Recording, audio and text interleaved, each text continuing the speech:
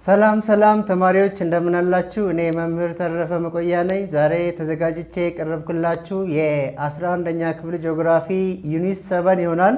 ዩኒት 7 ጂኦግራፊክ ኢሹስ ኤንድ ፐብሊክ ኮንሰርን ይላል። እንግዲህ ዓለም አቀፍ ወይም ኮንቴምፖራሪ ኢሹ የሚባሉ ነገሮች አሉ እና ህዝባዊ ጉዳዮች ወይም አሁን ዓለም ላይ ህዝብን ሊጎዱ የሚችሉ ኢሹዎች አሉ። እነሱ ላይ ነው በጥልቀት የምናየው። የመጀመሪያው ፖፑሌሽን ሪሌትድ ኮንሰርን ኦፍ አወር ኮንቴምፖራሪ ወርልድ ነው።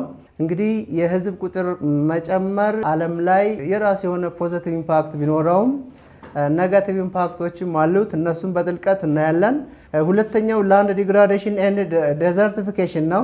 የመሬት መራቆት እና የበረሃማነት መስፋፋት በሁለተኛ ደረጃ የምናየው ነው። ሶስተኛው ድራውት ነው። እንግዲህ ድርቅ ምንድነው?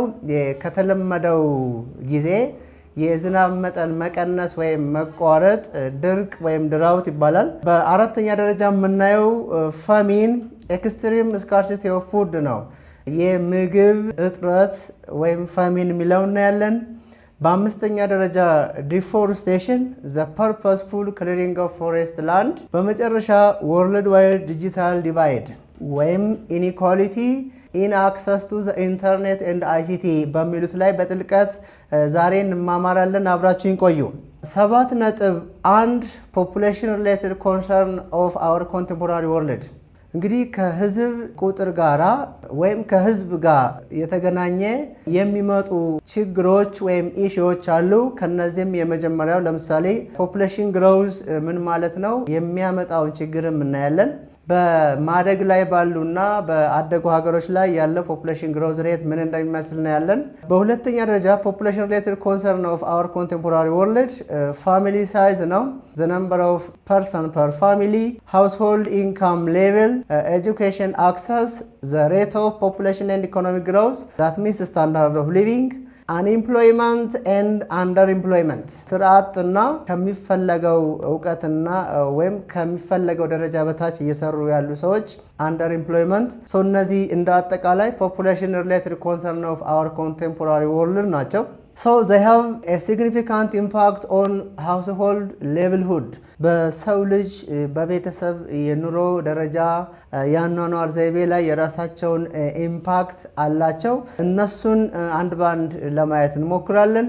7.1.1 population growth related challenge in developing countries and remedial measures ነው። እንግዲህ የህዝብ ቁጥር ማደግ የራሱ የሆኑ ቻሌንጆች አሉት፣ ችግሮች አሉት። ስፔሻሊ ደግሞ በዲቨሎፒንግ ካንትሪስ ላይ ከዛ ችግር ለመውጣት ደግሞ መወሰድ የሚገባቸውን ሪሚዲያል ሜዠርስ እናያለን።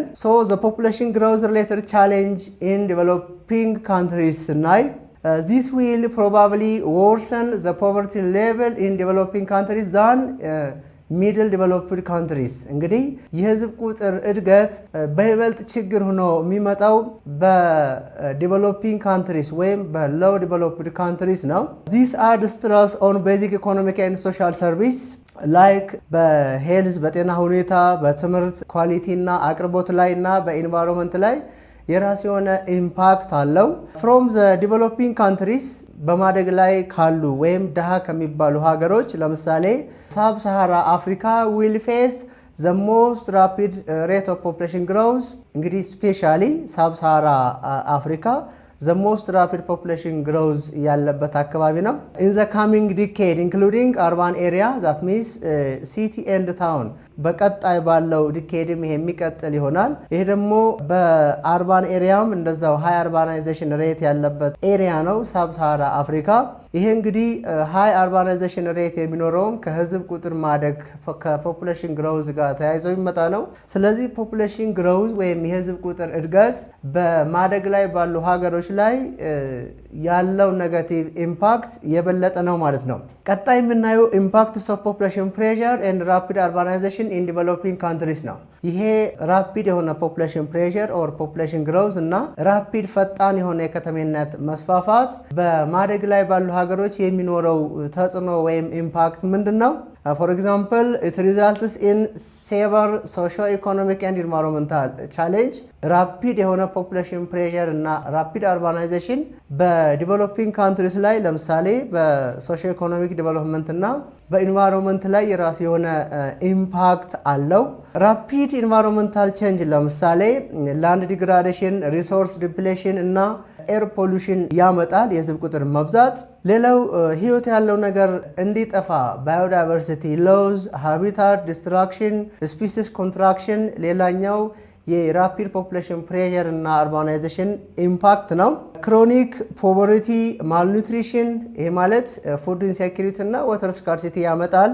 የመጨረሻው ኤክስቴንድድ የሆነ አርባናይዜሽን ያመጣል፣ ራፒድ ፖፑሌሽን ግሮዝ።